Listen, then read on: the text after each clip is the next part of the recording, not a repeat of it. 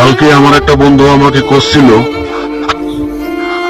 বন্ধু তোর থেকে ছোট বড় সবাই বিয়ে করে নিল, আমিও বিয়ে করে নিলাম, তো কপালে কি বন্ধু মেয়ে জুটছে না?